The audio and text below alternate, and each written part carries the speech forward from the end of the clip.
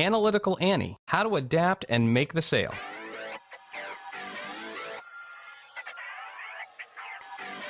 In previous episodes of the show, we talked about the different types of buyers you run into in sales.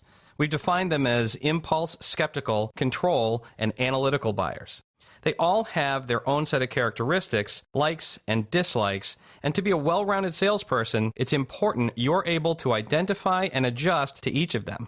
On today's show, you'll discover how to recognize an analytical buyer, ideas for adapting your style, and the best way to sell to a buyer that's analytical by nature. Wouldn't it be nice if customers walked into your store with a big sign around their neck that said, Analytical Annie, Impulsive Irma, Controlling Carl, or Skeptical Skip? It certainly would make it a lot easier to know what you're getting into. But it doesn't work that way. So you need to do a little detective work and pay close attention to the clues you're given. Take Analytical Annie, for instance. The first thing you notice is how she presents herself.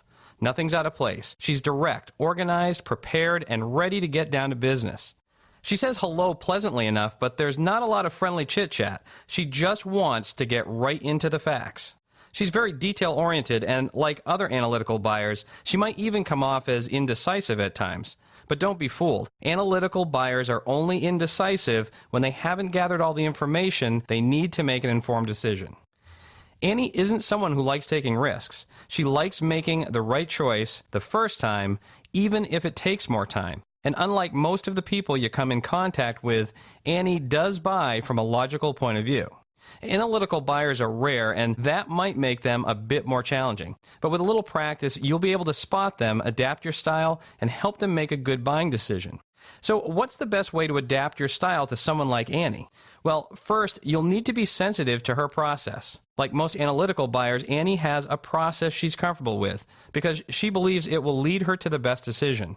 If you treat the questions that analytical buyers ask like objections to overcome, you'll most likely end up losing the sale. I mean, think about it for a second. To Annie, those questions are an important part of her process. And if you attempt to dismiss them and rush to the close, you're really disrespecting her. And you know what that means. No soup for you.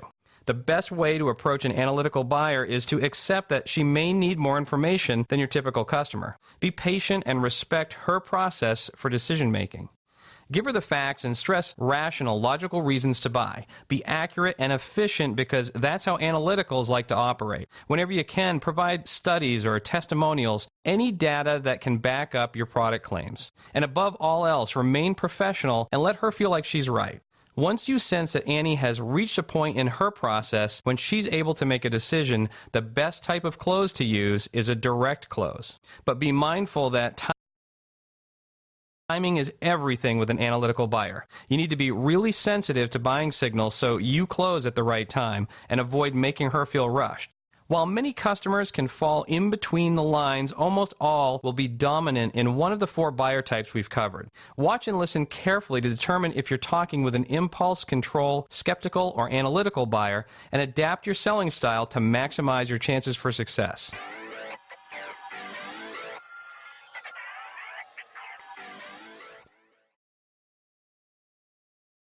Created using Powtoon.